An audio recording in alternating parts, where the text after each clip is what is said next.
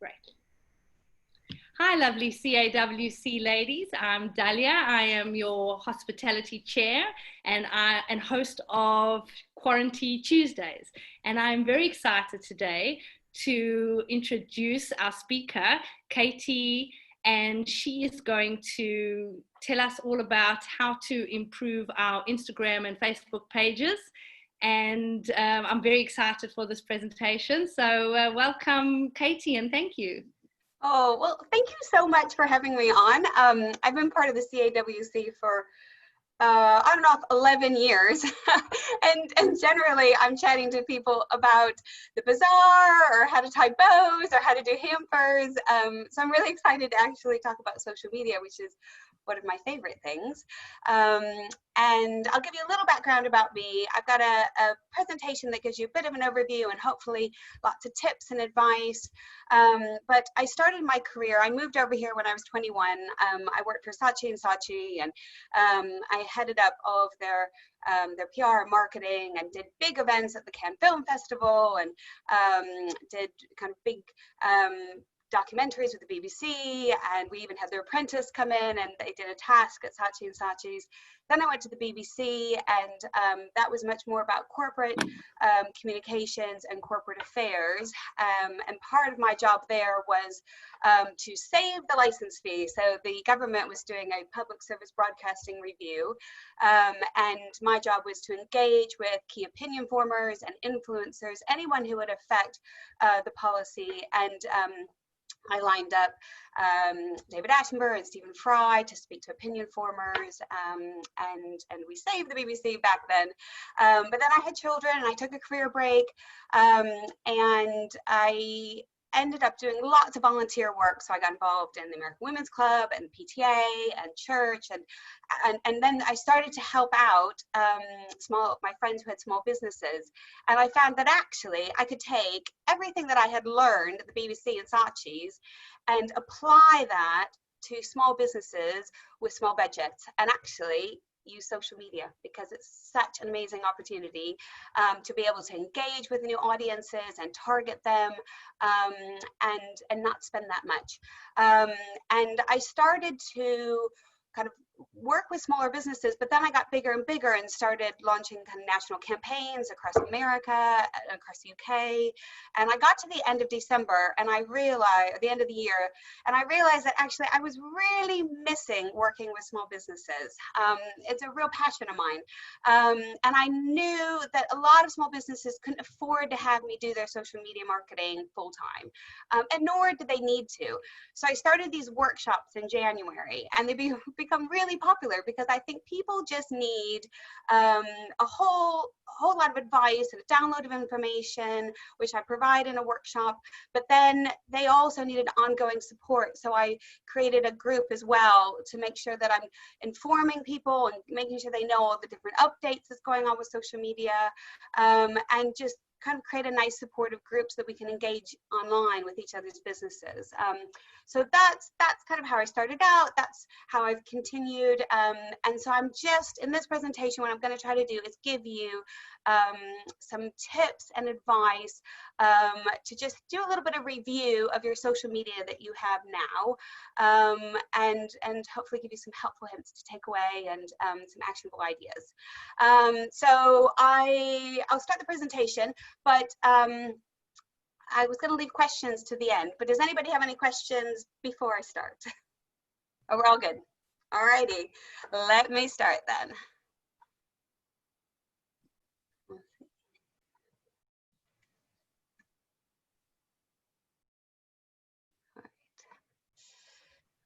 Okay, so how to boost your Facebook and Instagram pages. First of all, we need to understand, and I think you're all tuned in today because you realize how important social media is. It is extremely important for businesses. And just raise your hands if how many people here are using social media for business, or to support charities, or to support a hobby, or sell your art. Okay, that's fantastic. And social media is just so important now, mostly because consumers expect you to be on there. So they're going to be more inclined to buy from you if they see you on social media. And even if they haven't maybe seen a post or found out about your business or service from social media, they're probably going to check you out. So 60% of people actually visit your Facebook page before they contact you. And that's because they want to know a little bit about you.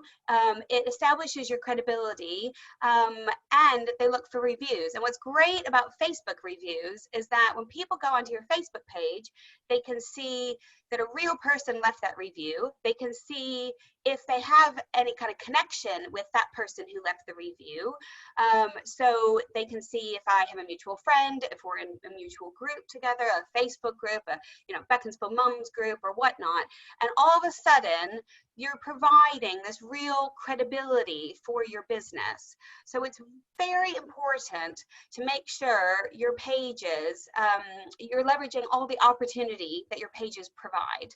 And again, you know that it's so important, but I don't think people realize how important it is for business. Half the world is on some sort of social media network. 95% of businesses worldwide use Facebook. 74% of businesses worldwide use Instagram. So it is just people are realizing that it is a very important place to be, but it's also because of that becoming a very crowded place to be. It's very hard to be seen. So here are the little quiz, and maybe just raise your hands as I go through the multiple choice answers. So when you post on social media from your business page, how many of your followers do you think see it? How many people think 80% of your followers see your post? Raise your hand. How many think 50% see? Nobody. How many think 30% see? And how many think people think less than 10%? It's correct. In fact, it's probably a lot lower than 10%. Nobody really knows, but it is the way Instagram and Facebook works is you put your post out there. As people start to engage with it, it's what's called a quality score. Your quality score will go up. And so then they will release that post out to more of your followers. And all of a sudden, when there's a frenzy of activity because people are so excited about your product, then they're sharing it, they're sending it on Messenger, they're tagging their friends. It will not only be released out to all of your followers, they will start to recommend it to other people. So Instagram and Facebook will find people who match the profiles of your followers, and they will recommend your business to those people. So that's where you want to get to, but you've got to have engagement. So it's really important not just sell, it's important to create relationships. And Facebook and Instagram, it's because the algorithm is making it much harder for you to get organic reach. Some of the reason is because they want you to pay for advertising, which definitely has a place in your marketing mix, and it's pretty good value, but there are lots of ways to still get organic reach, so unpaid reach. But the reason the platforms have created this algorithm is really for the longevity of the platform, because if everyone was just doing sales posts and spamming you with really low quality, used car sales ads, everyone would jump off the platform. So it is for the longevity of the platform, but the onus is on businesses now, so that you are creating posts that people want to read, that you're offering value, and then it's also about engagement, so you're creating relationships.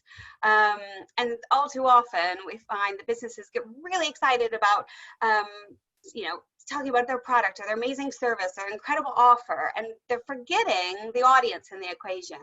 So it's really important in making sure that how you're speaking to the people who are reading this is it's a conversation.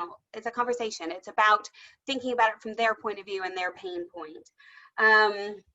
It fundamentally comes down to really understanding your target audience and who they are and who influences them. And then that leads to which social media platform. So I'm going to really focus on Facebook and Instagram, which the majority of the people who do my workshops, small businesses who are trying to reach a local community, they predominantly should be doing Facebook and Instagram. If you're looking at a professional audience, then LinkedIn is a wonderful platform and quickly becoming a marketing platform, not just a recruitment platform. But it's very important to understand who is your target market, what platforms are they using, but also not to stretch yourself too thin. We're all small businesses, we only have so much time, and actually the majority of our time is spent on producing the product or distributing your product or servicing clients. It's not on marketing. So you don't want to have a million different platforms that you're trying to keep up with. It's much better to have one or two platforms you do really well, and you spend time creating these relationships with those people. And really, and again with followers, it's much better to have a smaller number of followers that are engaged, that are relevant, than to have a million different followers, because it's about creating relationships with the right people. And it's really understanding your business objective as well, and then that leads to what types of platforms, what types of your social media goals you're trying to achieve. So if you're growing the brand, you're really trying to generate awareness. You know, are you trying to drive leads and sales and conversion? So it all becomes about website clicks, email signups. Are you improving customer retention? So you get the idea that it's really understanding who your target market is and your business objectives, and creating a strategic, well, a digital strategy. And it's one of the things I really cover at the beginning of every workshop, and I actually give people a template because so many people don't do a digital strategy or a content plan, and it's very, very important. It helps you prioritize what types of content that you're getting out there, and who you're trying to target. And so then that leads me to platforms. So every platform is different, and there are different considerations. It's about the type of content you have on your platform. It's about the type of, it's the way you engage. It's making sure you're keeping up with getting testimonials and reviews. By show of hands, how many people are using Facebook and Instagram for business? And how many people have business pages? So a lot of people start out with selling from their personal page. And I think people do it because you already have established these groups of friends, and you don't want to lose those followers. But you're missing out on a huge opportunity that business pages on both Instagram and Facebook allow. So, and actually Facebook will come down on you if you are, they'll start to close down your personal page if you're only using it for business. But business pages also separate your personal life as well. So it's quite good to have a private personal page where you might post pictures of your friends or your daily walk, and then your business page is really about creating a brand for your business, and you can invite friends from your personal page as well to follow your business page, but people are more inclined to follow a business rather than friend someone as well, and although it's connected to your personal page, people won't be able to see it, but you have to connect your business page to a personal page. It's more so that Facebook knows that you're a real person, but what you should be doing is using your personal page. As I said, you can invite your personal friends to like your page. You can have your friends and family invite their personal friends to like your business page as well, which is really useful to do. You can, every time someone likes your a post that you do, you can then click on that like symbol and invite them to like your page. So you're using your posts as well as a vehicle to get people to follow your page. So they have all these kind of useful tips to grow your business that you don't, and tools that you don't have on a personal page. But also, as I said, Facebook kind of really starts to look down on if you're only doing sales posts on a personal page, and they can penalize you for it. And it's fine. So a lot of times what I'll do is, if I think there's a relevant post on my business page, I'll share it on my personal page, and that is good to do every once in a while. You don't want to do all sales posts again, because actually you'll start losing friends. So it's really important. And again, there's a lot more benefits of your business page. The analytics actually are fantastic. And it's a really good way of doing audience research and testing out your content. So you can see, so this post really resonated. So one of my clients is a builder, and we were doing posts on storage, and absolutely, that is what resonated with people. Everyone loves storage posts.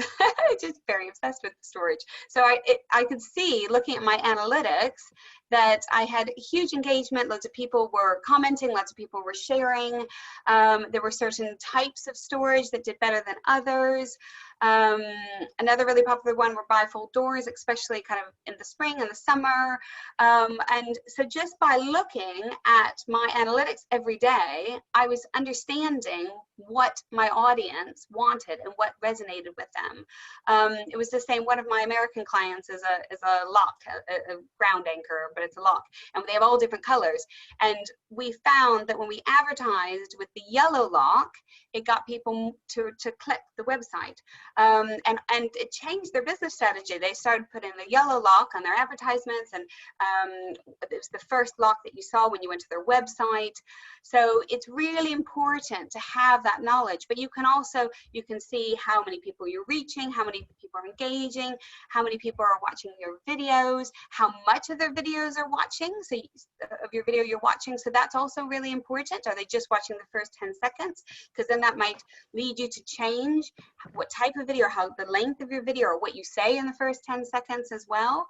You can also see things like if people have hidden your post or reported as spam, which penalizes your reach. So, and I can show you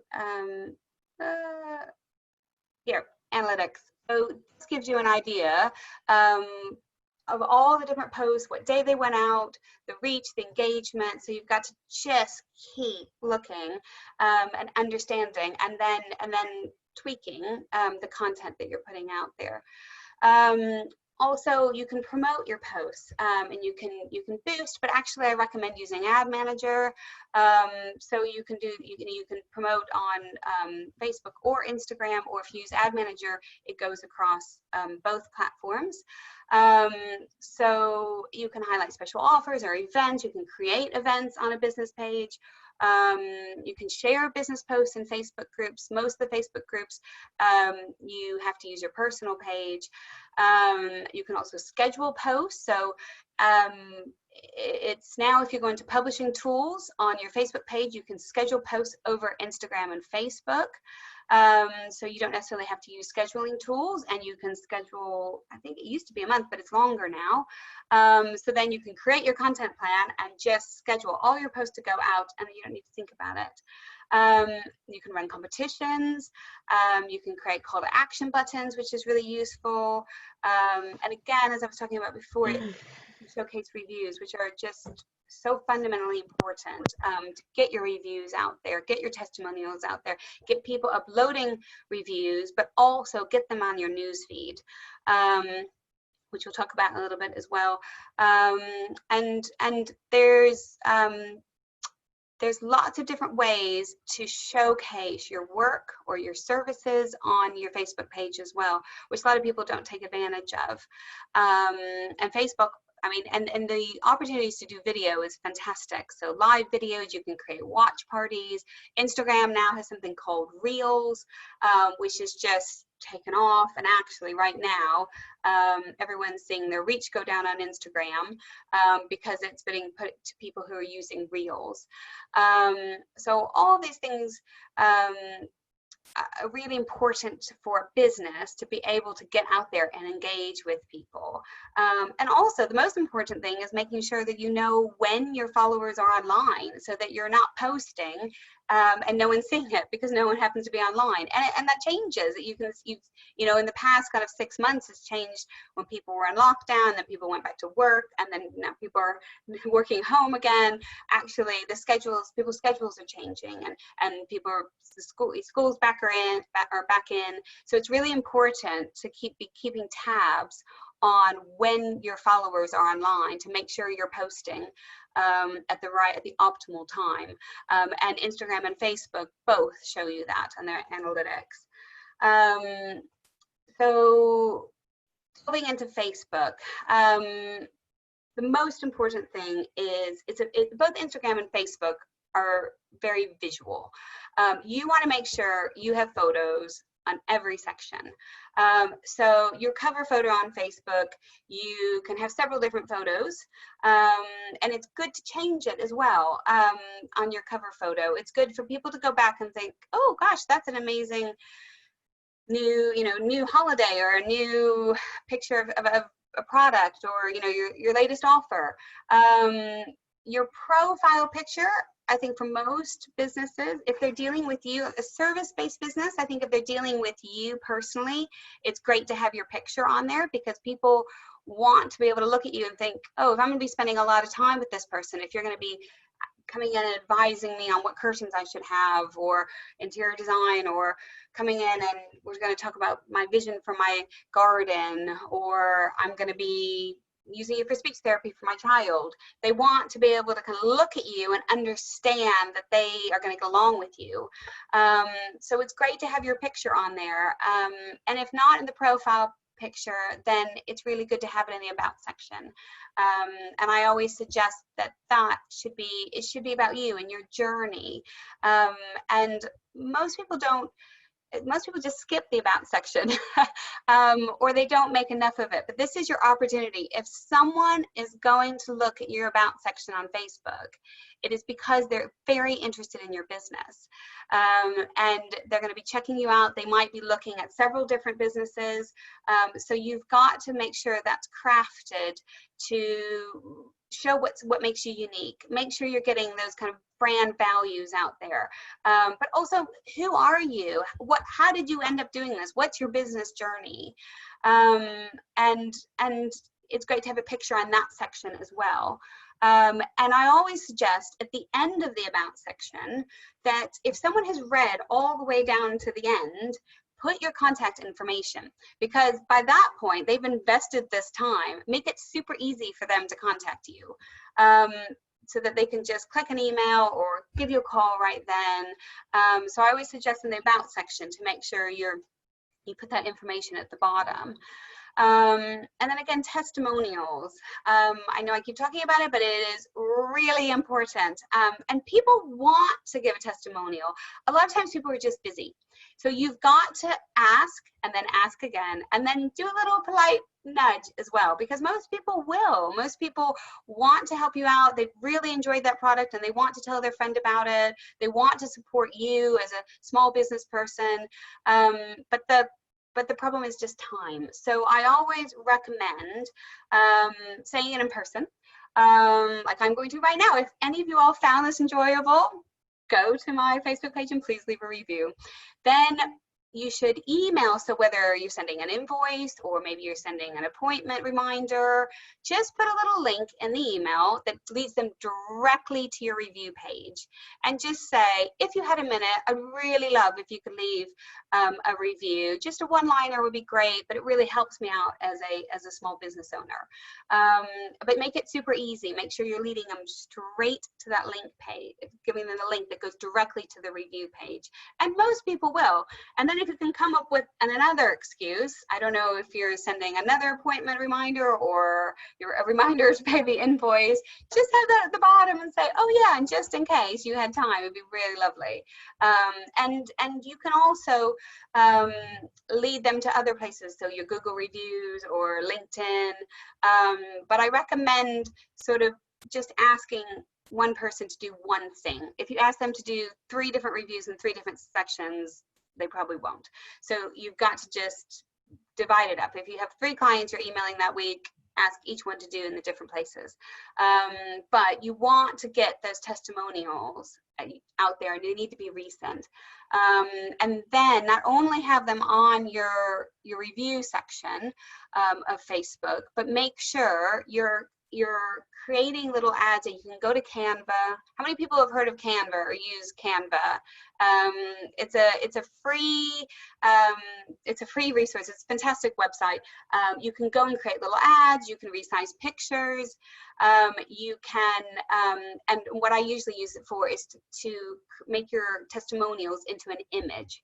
So you not only should be getting people to upload them themselves, but you should be posting on your news feed on both Facebook and Instagram, the little images of your testimonials, that people, they just constantly are seeing happy customers popping up on your news feed and on your Instagram grid. So it's really important that you're establishing that credibility for your business. And here's an example of one of my clients. And again, she's got kind of beautiful cards, and she has lots of different products and offers, and so she's changing that up quite a bit. You can also, you want to make sure that you can have a shop on your Facebook page. You can make sure you have pictures on your about section, on your services. So if your business has any sort of different types of service, there's a services section, and that's a great way to break down your offering. So let's say, and I really recommend this for building for any kind of businesses. So make sure you have like a bite-size offering. So a half-an-hour phone call consultation, which might be free, and then you might have kind of a full service package. Or if you're selling some sort of product, you could break it down even to the different types of products possibly. But the services section is an opportunity to really add some more images, to add some more information for people. And it's always great to kind of create bundles. So if you wanted to do like a Mother's Day bundle or a Christmas bundle, Christmas gift package, that's a great way to do it as well. And let's see what else. And yeah, again, you just want to make sure that you're constantly getting videos up there, getting still images up there, and that you're front of mind. So people are they're constantly seeing, oh, she's posted this, and it's a mix of content though. So it's not just every day you're posting pictures of your product or your service. So it's a mix of maybe a kind of fun video, a behind the scenes video, which is really good to put in stories as well, and reels. Maybe it's an article that you found that's really interesting that you want to share. And actually Facebook is great because you can add links. So it's a way for you to showcase yourself as an expert. And talk about create yourself as an authority, and talk about your experience or your knowledge, or the behind the scenes on how to do something, how you created that cake or that card. People really want to be part of your business journey, or top 10 lists, or share a recent blog that you've done. So make sure that you're getting a good mix of content.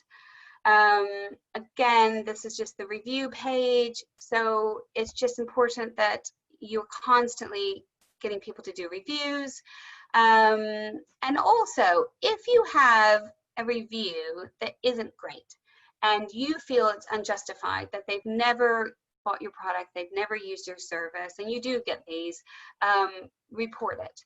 And I had that happen to a client, and it took me a little bit of time, and I had to kind of keep persevering, but report it. And there was basically a troll, and he had left a negative review, something about, oh, this is just Facebook spam. The client, he had obviously not used the product we had just launched, and I reported it, and I followed up with Facebook, and they took it off. So it's really difficult if they haven't left a comment, because you can't prove them that they haven't used your service or bought your product. But if they have, you have a good chance that you can get it taken off, which was really worth doing, especially for a brand, a new company and a new brand. So again, Facebook offers you lots of ways to create, so you can do little slideshows, you can do little videos, you can do carousels, and when you start to get into Ad Manager, there's lots of different options. There's lots of other little apps that you can use to create little videos as well. I use something called Boost, which is great. You really want to have some element of video as well as still images, but the slideshows actually, when you go into the publishing tools, you can put lots of different still images to create a slideshow, and that's a really great technique. But you want to have a mixture of posts that are going out on your news feed, but also stories. So stories are they only go out for 24 hours, and they go on Instagram and Facebook. But you want to make sure that that's sort of they're fun, or they show a bit of your personality or behind the scenes. I still always suggest relating it back to your business, but that's a bit more of kind of for the behind the scenes types of things.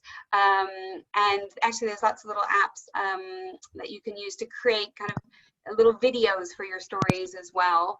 But it's nice to show your personality. So whether you do kind of a funny meme or an inspirational quote, but make sure that, again, you're relating that back to your business, so that it's not just funny for fun's sake, that you're owning it in some way. And I think it's really important to, like I said, do top 10 lists, share articles, do a bit more of the thought leadership piece. And keep inviting your friends and anyone who comes in. If you have someone coming into your shop, or you're seeing someone and you're doing their hair, ask them to follow you on Facebook or Instagram. Let people know on your emails, let your friends know, keep following them, keep inviting them. When you have new friends on your personal page, keep inviting them. And like I was saying, ask your friends. They can go to your page, so your family and friends who really want to support you and love you and want to sing your praises, they can go to your page, look at the community section, and there'll be a button that says, it's on the right hand side, there'll be a button that says invite all of my friends, and they can go and they can tick the people they think are relevant, and they can invite their friends to like your page. So it's a really good way of using your existing network and your friends and family to bring in new and different audiences. And you can also do that through competitions. Competitions are a fantastic way. Ask people to, if they want to win something, ask them to tag a friend, and they'll enter them in the competition as well. So it's about really leveraging your network that you have, and getting them to share it with their friends. You want to be creating these brand champions, and it's also really important to make sure you're reaching out to influencers, people who are going to be influencing the decision making of your ideal customer, and offering, whether it's a blog, offering them a discount, offering to write an article. So it's really important to make sure you're engaging with those people. So it's great to add a website link on your Facebook page every once in a while. Facebook doesn't like you sending people to another link. So if you're not selling a product, if there's not a real reason for them to go to your website, keep them on the page. Also, like if you're doing a competition, don't ask them to, if you do a competition on Facebook, don't ask them to email you or to go and follow you on Instagram. Run the competition on Instagram as well. Don't ask them to leave your page, because once you do, they get distracted, they end up not emailing you. You want everything to take place in that page, and Facebook wants that as well, because they are trying to get as many eyeballs on Facebook as possible. So you do need to be careful putting in a website link. Now, every once in a while, like I said, if you want to share some research or a survey or a blog post that you wrote, then you should, because that is, again, it's creating that you as an authority and a thought leader. And so that's important, but you just don't want to do it all the time, because they may penalize you on reach if you're doing it quite a lot. And keep checking analytics, as I said, and keep monitoring and change what you're doing based on the feedback you're getting from analytics. The other thing I don't have on, which I should have added, is that recently Facebook is starting to use hashtags, which Instagram obviously has been using that, and it's really important to get your hashtag strategy right, which we'll talk about in a minute. But you don't use quite as many on Facebook, but definitely use 4 or 5 and make sure you're they're starting to use those more to connect people. So that, and also the Facebook groups.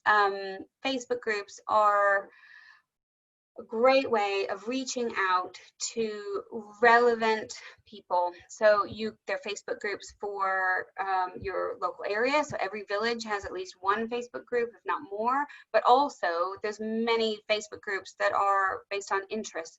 So I am part of, I don't know, over 100 different Facebook groups. And one of my clients is targeting kayakers and triathletes. I'm in all these different, and some of these groups are huge, at 30,000 people. One of my clients is Amherst Music Festival, so I'm in all these classical music groups and music lovers groups and Bucks music groups, and connected with all sorts of the Bucks Music Trust and whatnot, and following their pages. So it's a really great way to get organic reach and to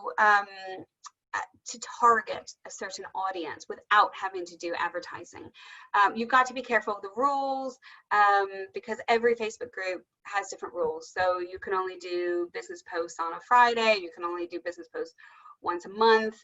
I recommend doing, making sure it's a recommendation, or you're offering something of value. So it's, again, when you're posting, you're sharing it from your personal page, and you're saying, if anyone's looking out for kids camp, or I can recommend this one, or thought you might be interested in a few of these tips about children's birthday parties, offering something of value. So it's less kind of a sales post. It's more sort of I'm doing you a favor, I'm offering value, or a competition. So thought some of you might want to win this handyman for a day, and you share it in a home improvement group. So it's and they're more likely to be engaged as well if you do it, if you're sharing it to relevant groups.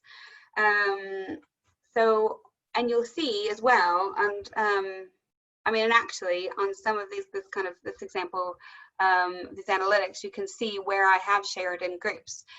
This is all organic reach here.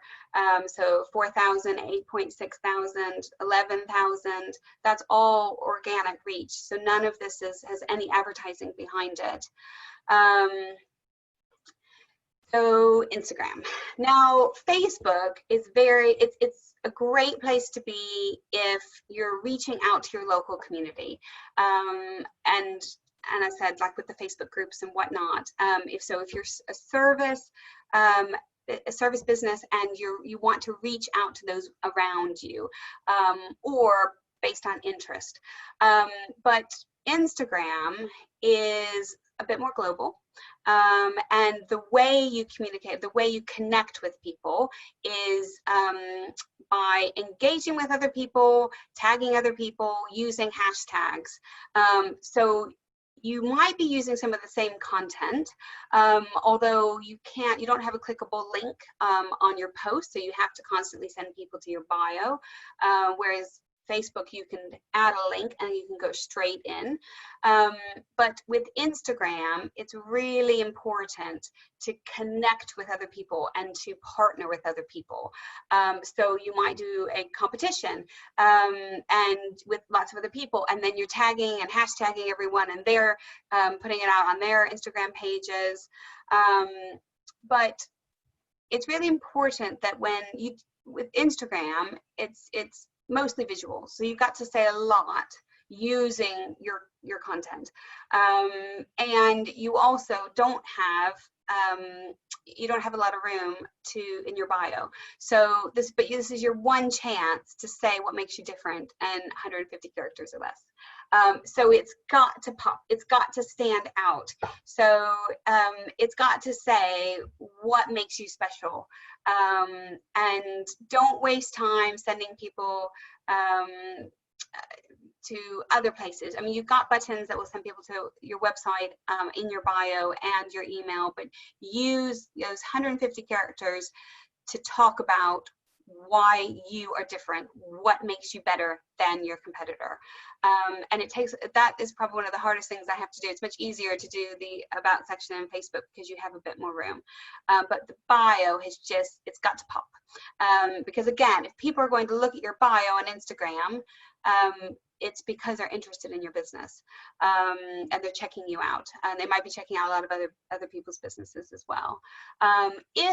So I've had quite a few people who have done a workshop or done one-on-ones, and they, and actually a good example, they're an artist who really loves their art, that's their passion, but they've got to make money, so they end up doing kind of corporate design.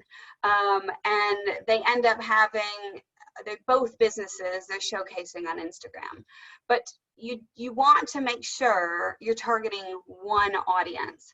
So you really need to have 2 Instagram pages and 2 Facebook pages to target those different audiences, because someone who wants logos and design work is a very different audience who someone who wants to buy art, or a gallery owner who wants to buy art. And so you're speaking to them in very different ways. So if your bio ends up with a list of all different types of jobs that you have or hats that you wear, then divide them up, because it's all about who you're speaking to. So your bio needs to speak to that audience, and then that will inform what kind of content you have as well. So people see, when you post on Instagram, people see your post in 2 different ways. So they see it pop up in their news feed, and they might be more likely to have a look at your text or your comment below it. But you shouldn't have too much text on your image. Actually, Facebook and Instagram will penalize you if you have more than 20% of text on your image. You're actually much better having a really stunning image that's going to get people's attention, and then putting all of the information in the text. And you just, again, you want to have that first line needs to resonate with the audience. So one example is a landscape gardener that I had and come in, and they had these amazing, beautiful pictures of stunning landscapes they had designed, and pools and beautiful patios, and a lot of their posts were talking about the different elements that went into creating these beautiful landscapes. But what I wanted from an audience's point of view is I saw this picture of these 4 champagne glasses sitting on this beautiful deck, and I'm like, but when I see that, I don't see the inlaid cedar bench or the beautiful stone you got from Italy. What I see here is the perfect place to have a party. And so that first line needs to be, do you need to create the perfect place for your summer barbecue? Or for my builder, a lot of times I'll say, do you have the, I don't know, the coziest lounge for movie nights with your family during lockdown, rather than we can build an extension and create a new lounge for you. Or one of the posts I did was again on storage. We were showing kind of bedroom storage, and instead of saying we have all these different examples of storage, I started the post with, do you want your teen to tidy their room? Give them a home for everything with easy storage, and then talked about the different types of storage that we could do in lots of different pictures. And that went viral. People absolutely loved it because I hit on a real need. People really want their teens to tidy their rooms. I think I had sort of 7,000 reach, and I didn't really have to do anything because people were sharing. They're like, yes, please get my 17-year-old to pick up his socks that he's thrown on the floor. So both Instagram and Facebook has got to come from your audience's perspective. And when you're looking at your pages, after you're done right now, go and look at your Facebook and your Instagram page. View it from someone's point of view who doesn't know a thing about you, who doesn't know a thing about your business, who's never seen your product, never tried out your service. What experience are they getting? And with Instagram, there's seeing posts pop up, but actually most people go and they have a look at your grid. And so that has got to, at a single glance, it's got to work really hard. It's got to say exactly who you are. So you need to have a mix of, you want to have testimonials dotted around, you want to have some video, you want to have some pictures, before and after pictures. So one common mistake, a lot of people will put the before on Instagram first when they're doing multiple images, and then the after. But the problem is, when you look at your grid, you see all of your before pictures if you have them first, which is all the not so nice pictures. So you want to have your after picture first, so that when you look at your grid, it's the finished product.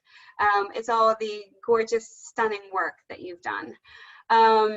But you're creating it like your shop window or display at a museum, so that your grid picture is your portfolio at a single glance, and it also tells a brand story. So it's got to be, you have to have your face on there, really. It's got to be who you are. It's got to feel like it's personal, because people buy into people.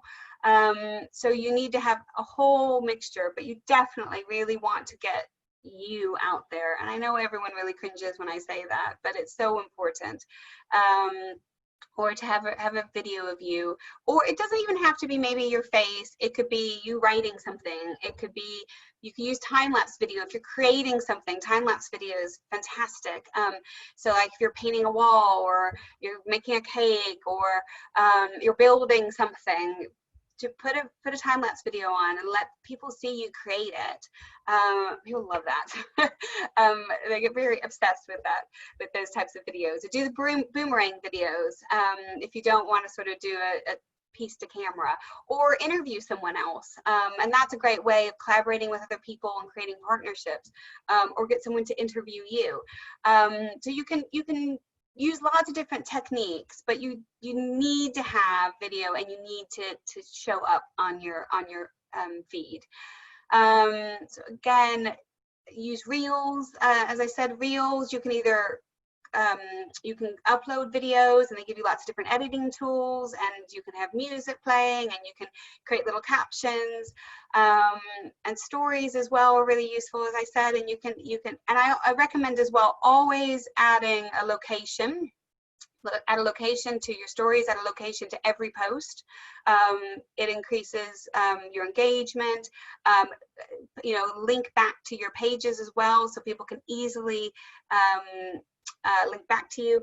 Actually, what's interesting is on IGTV, you can put a clickable link on the description for your video. So that's a really useful tip. And IGTV is fairly new. So Reels is sort of Instagram's competition or alternative to TikTok. IGTV is sort of their YouTube. And they have created a separate channel, and drives traffic to that channel, but you can also have it IGTV live on your feed as well, so people can click directly into it. So IGTV is for longer form videos, so over a minute. So it's a really great place if you're doing any sort of how-to videos, anything that's going to take a little bit more time. It's a bit more instructional. But also, when you're looking at the different types of still images, make sure that you're doing a mixture of close-ups, you're doing landscapes, you're creating themes as well. So if you're, let's say you're a photographer, maybe you want to have, you might do posts of every project. You've just done this amazing photography for a family, and you can show those pictures. But then it's also really useful to go back and look at, well, these are all the studies I did, the black and white studies, or these are all the themes, you know, maybe it's a yellow theme. These are all my favorite pictures that have yellow in it, or these are all my favorite family pictures of newborns or outdoor themes. So it's a way as well to kind of reuse content. So don't think you're constantly having to kind of generate new content. Reuse them, repackage them. So one of the things I do for my builder is I will do things for kitchens. So I'll have all of our different kitchens that we've done over the past, you know, how many ever years. So think about how you might theme your content, and advice and top tips. And actually, a lot of times people don't have that much time to read long blog posts. So just do your top 5-10 lists. You know, 5 best ways to throw a party, or 5 things not to do, 5 things to consider when you're choosing your solicitor or your insurance company, whatever it is. People quite like to engage, but just summarize your knowledge. And in fact, even if you're doing a longer blog post, like on LinkedIn, I always suggest for the people who don't have time to read the long blog piece, do just this is a summary. These are, you know, 5 bullet points to summarizes the blog if you don't have time to read it. Have that on top, so people are still gleaning that information, and you're offering value to them. So part of it is making sure you have really engaging content, a mix of content, a mix of mediums. But that is only half the job, as I talked about. It's about engagement. It's about collaborating with other people, getting them to engage on your posts. You know, so start to create a list of your top influencers, and comment on their posts. Create relationships with them. Figure out who. So, for instance, so my builder, so I will look at all the different people who advise people on or by potential clients on building work. So it's from the estate agent who they buy the house from, it's the landscape gardener they spend a lot of time with, the person who does their curtains, someone who comes in and installs a pool, it's the interior designer, it's the high-end home stores when they go in and they're looking for a couch, but actually they really need to redo their lounge. So I start to interact with all of those people within those different industries, and then in turn they then will start to comment on my posts. And actually another handy tip is always comment on other people's pages about 10 minutes before you post, because they're more likely then, they'll see that you've commented, they're more likely then to go to your page, and then because you've just commented on their post, they're more likely to comment on yours. And I try to just do that 10 minutes every morning, and if I have time, 10 minutes in the evening. So you don't have to spend a long time, but it's about being intentional. It's about making sure that it's also viable. So you're not trying to comment on 100 people. You're trying to focus and prioritize on the people who are going to make a real difference to your business, and start to collaborate with them as well, because other people want and need support too. So you can start to look at kind of doing joint marketing efforts, and using each other's platforms, creating virtual events, writing pieces, joint articles for blogs, running joint competitions, but also think about like if you're doing a wedding, if you're a wedding planner, think about all the different people who are involved in that wedding and tag them, because actually you're supporting them, and you can say things like, we worked with some incredible people on this wedding. We, tag the florist, tag the venue, tag the people who came in and did the music, whatever, because they're all influencers as well to other people getting married, and they also really appreciate that you've tagged them, and then you're connecting with all of their audiences, which are relevant audiences. And again, you can go on Instagram, you can go and look at all of these different influencers, these different people's pages, and look at who's following them, and then follow them, but make sure it's relevant. That's the most important thing. It's not just about followers for followers' sake. It is about making sure the people who you're connecting with, you want to be in your community. Think of it as a community. that's it, and you're cultivating this community of relevant, engaged people who are going to become, that are more likely to become your brand champions.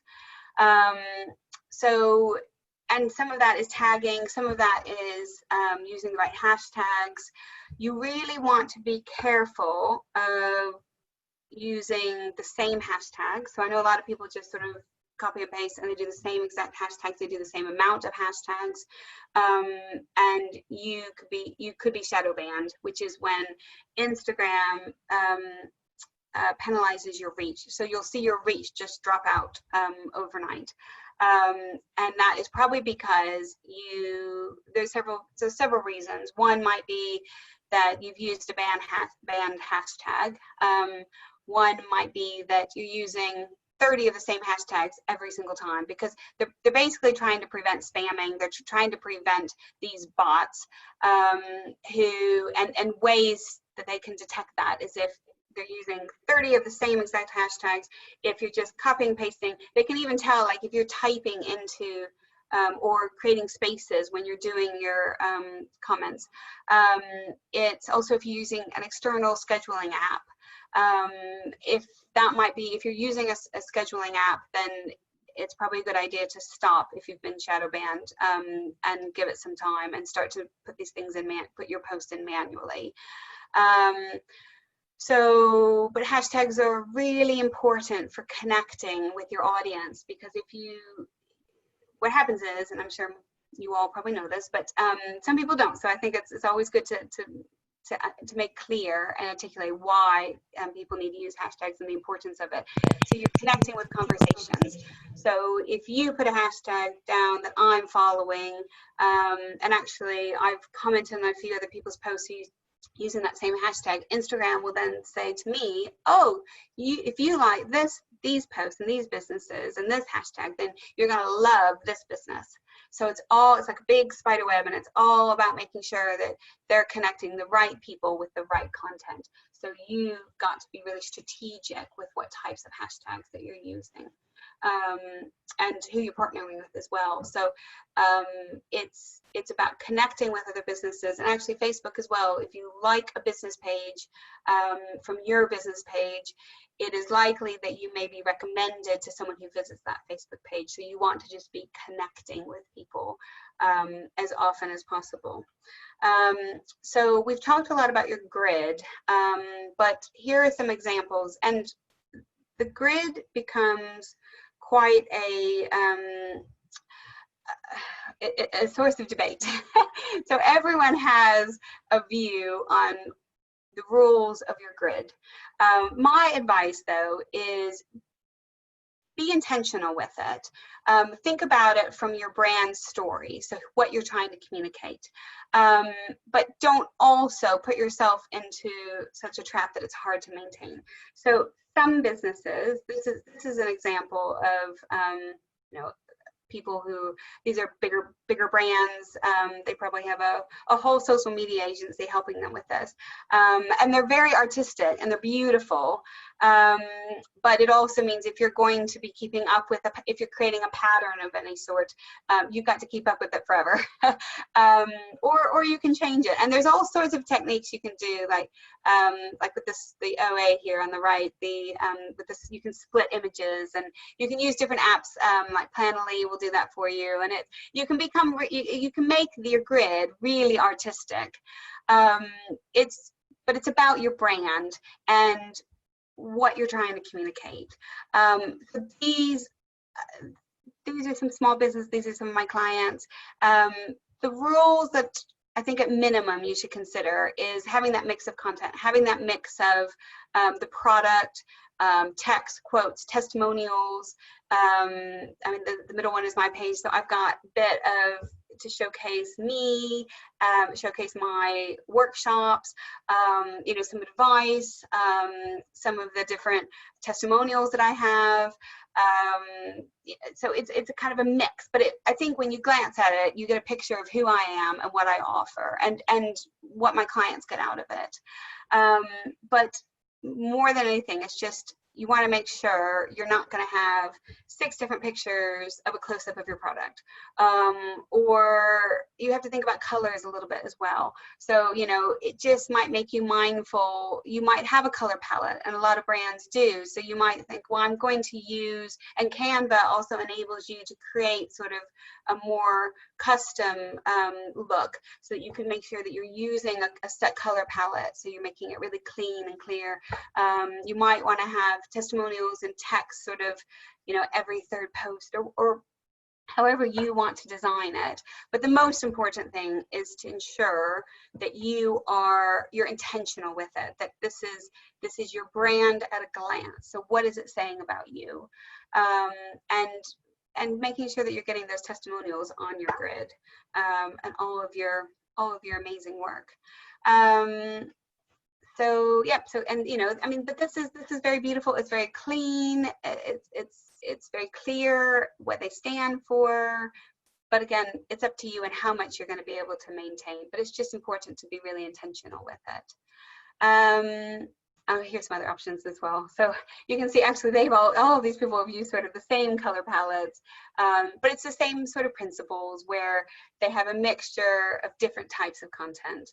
And you can use, and that's why actually it's quite nice to use stories for the more sort of messier posts, I suppose, the behind the scenes, or the little clip of your kid, or if you're trying to kind of push something, an offer or a discount, or it's quite nice to use stories, because then they disappear after 24 hours.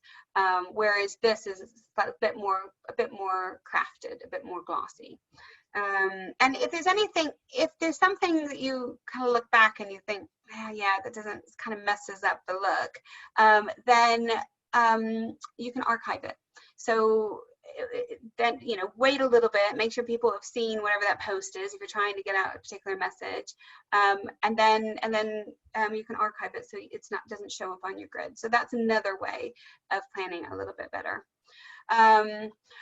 But the most important thing is to engage. This is social media, it's a conversation. Don't be that really horrible bad date that spends the whole day telling you all about how wonderful he is. You want to ask questions, you want people to respond, you want to build relationships. So it's about engaging. If someone comments, make sure you respond back as quickly as you can. And don't just like other people's pages, make thoughtful comments, because that leads to building relationships, but not only with the person you're commenting on their page, but also everyone else who looks at their page. They'll see your comment and they might say, oh gosh, I hadn't heard about this new cake maker, I hadn't heard about this new travel agent, and they'll go and check you out. So it's really important to and there's lots and lots of different techniques and tools on how to get people to respond, how to get people to engage back. But that's probably the most important thing you can do on social media. And